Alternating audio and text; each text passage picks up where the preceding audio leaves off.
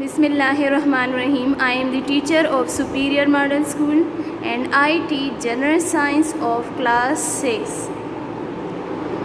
Now student, open your book. Unit number 4, Classification of Living Things, and open page number 50. Today our lecture number 2 in unit number 4 and the topic name is Unit of Classification. Units of Classification. जैसा कि बच्चों हमने पिछले topic में classification of living things के बारे में पढ़ा था कि हमें क्लासिफिकेशन क्यों करनी पड़ी, मतलब कि डिफरेंट ऑर्गेनिज़म्स को मुख्तलिफ ग्रुप में क्यों रखना पड़ा। अब उसी की बिना पर हम उसके यूनिट्स पढ़ेंगे कि मतलब ऐसे कौन से बेसिक यूनिट थे कि जिसकी वजह से हमें मुख्तलिफ़ जानवरों को मुख्तलिफ़ कैटेगरी में रखना पड़ा। इसी तरह हम एनिमल्स के बारे में भी पढ़ेंगे और प्लांट्स के बारे में भी पढ़ेंगे। सबसे पहले हमारे पास है यूनिट्स ऑफ क्लासिफिकेशन। यहाँ पर अब हम किसके बारे में पढ़ेंगे? एनिमल्स के बारे में। Species is the basic unit of classification. कहते हैं कि हमारे पास जब हम क्लासिफिकेशन करते हैं तो जो सबसे मेन बेसिक यूनिट जो हमारे पास है, बेसिक जिसे हम कहते हैं बुनियादी यूनिट जो हमारे पास क्लासिफिकेशन का जिसकी वजह से हम क्लासिफिकेशन करते हैं उसे हम क्या कहते हैं? स्पीशीज़।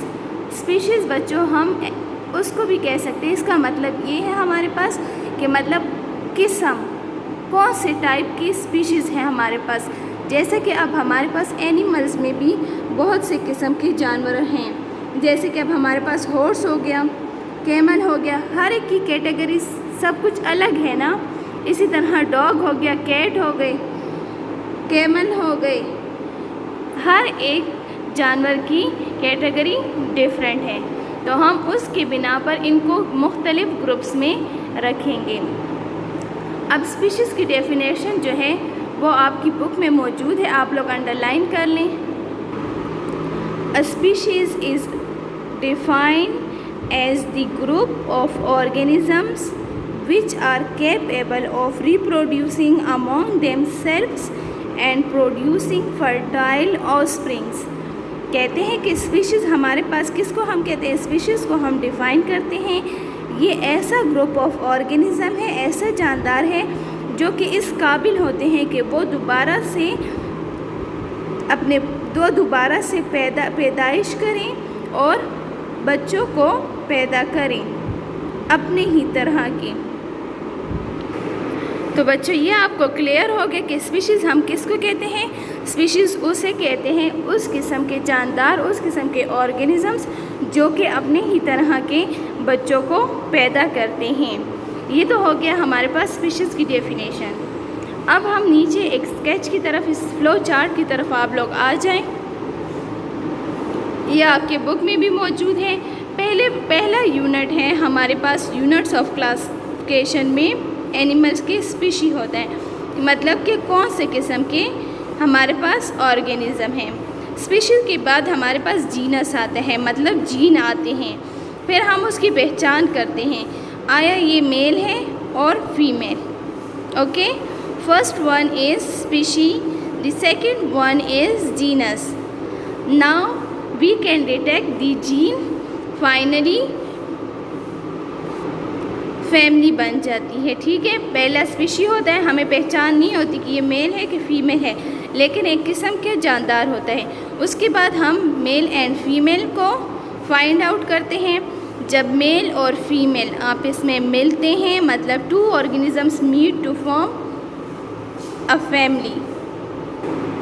फोर्थ स्टेप में हमारे पास फैमिली के बाद आता है ऑर्डर।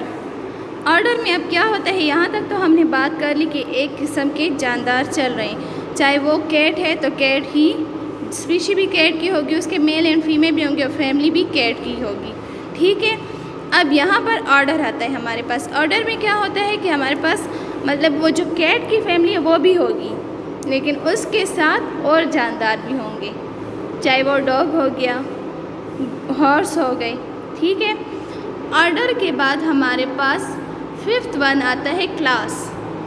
अब क्लास में क्या होता है बच्चों, जैसा कि हम स्कूल में एक ही क्लास में मुख्तलिफ़ फैमिलीज़ के बच्चे बैठे होते हैं, तो यहाँ पर भी यही हिसाब है कि एक ही क्लास में मुख्तलिफ़ किस्म के जानवर होंगे। ठीक है, होंगे तो सभी जानवर लेकिन मुख्तलिफ होंगे। जैसे कि एक क्लास में मुख्तलिफ़ फैमिलीज़ होती हैं, उनकी कास्ट मुख्तलिफ होती है, उनकी पहचान मुख्तलिफ होती है। इस तरह यहाँ पर एनिमल्स की भी क्लास का यही मतलब है कि होंगे तो सब एनिमल्स लेकिन उनकी पहचान सब कुछ अलग होगा। फिर उसके बाद आता है हमारे पास फाइलम। फाइलम में क्या होगी कि हमारे पास डिफरेंट ऑर्गेनिज़म्स, डिफरेंट एनिमल्स जो हैं वो सरवाइव करेंगे। और लास्ट वन हमारे पास है किंगडम। अब किंगडम में हर किस्म के एनिमल्स जो हैं वो मौजूद होंगे। समझ आ गई बच्चों? तो ये था हमारा units of classification. Units of classification में हमने क्या पढ़ा?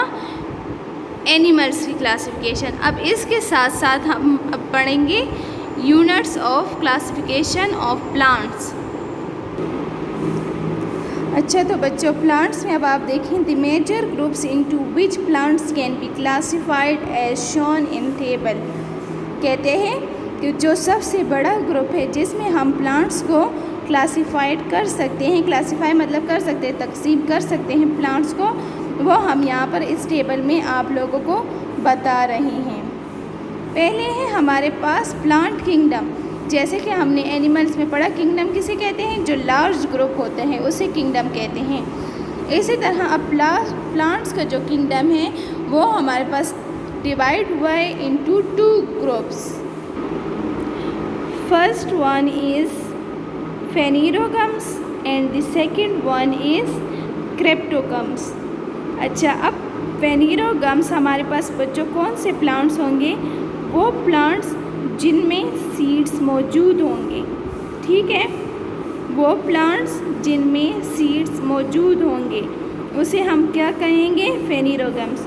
और those plants which can not seeds is known as cryptogams और पार्थिनोकार्पी। अच्छा, अब फेनिरोगम्स को आगे मज़ीद डिवाइड किया गया है जो कि है हमारे पास जिम्नोस्पर्म्स एंड एंजियोस्पर्म्स। अब जिम्नोस्पर्म्स एंड एंजियोस्पर्म्स में क्या फ़र्क है? जिम्नोस्पर्म्स जो है वो नेक्स्ट सीडेड प्लांट्स हैं, मतलब कि इस प्लांट्स के जो सीड्स हैं वो हम डायरेक्टली देख सकते हैं। जैसे कि हम पाइनस में सीड्स देख सकते हैं। पाइनस का आप अगर फ्रूट देखें तो उसके सीड्स सामने ही नज़र आते हैं। अब सेकंड वन है एंजियोस्पर्म्स। एंजियोस्पर्म्स वो प्लांट्स हैं विच can seeds covered with fruits, जिसके सीड्स जो हैं वो कवर होते हैं फ्रूट के अंदर। जैसा कि आप मैंगो देख लें, मैंगो जब हम खाते हैं तो उसका सीड जो होता है वो उसके अंदर कवर होता है। ऊपर से हम फ्रूट खा लेते हैं फिर अंदर सीड नज़र आता है, लेकिन जिम्नोस्पर्म का जो है वो सीड उसका सामने से ही नज़र आता है, उसका ये सिस्टम नहीं होता। फिर इसी के साथ साथ एंजियोस्पर्म को मज़ीद डिवाइड किया गया है monocot and dicot. Monocot are those plants which can seeds with single cotyledon, मतलब उसमें। अच्छा, अब हमारे पास है मोनोकोटिलीडन एंड डाइकोटिलीडन। अब इनमें क्या फ़र्क है? हमारे पास मोनोकोटिलीडन वो है कि जिसमें हमारे पास सीड एक ही हो। कोटिलीडन मतलब बीज को कहते हैं, सीड को ही कहते हैं। और डाइकोटिलीडन हम उसे कहते हैं कि जब हम उसे तोड़ें तो वो 2 हो जाएं। जैसे कि अब हमारे पास मटर का दाना हो गया, उसे जब हम तोड़ते हैं बीच में से तो वो 2 हिस्से हो जाते हैं। इसी तरह मूंगफली आप लोग देख लें, जब उसे हम तोड़ते हैं तो वो बीच में से 2 हो जाते हैं। तो वो चीज़ जो कि हम तोड़ें बीच में से और 2 हो जाएं, उस कोटिलीडन को, उस बीज को हम क्या कहेंगे? डाइकोट। डाई मीन 2 और मोनोकोट मतलब कि जब हम उसे तोड़ें तो वो 2 ना हो। जैसे कि अब मेज़ हो गया, हमारे पास चावल के दाने हो गए, पाम हो गया,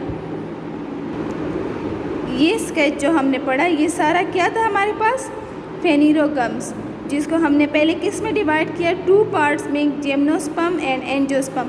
फिर वो मज़ीद आगे क्लासिफाइड हुआ मोनोकोटिलीडन एंड डाइकोटिलीडन।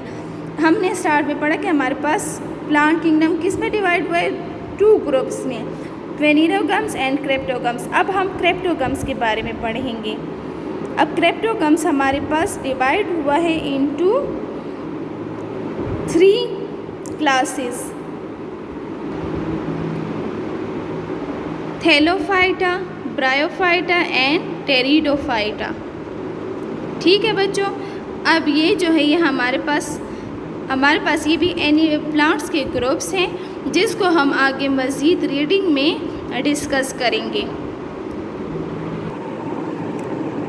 बच्चों ये था आपका आज का lecture, units of classification of animals and classification of plants.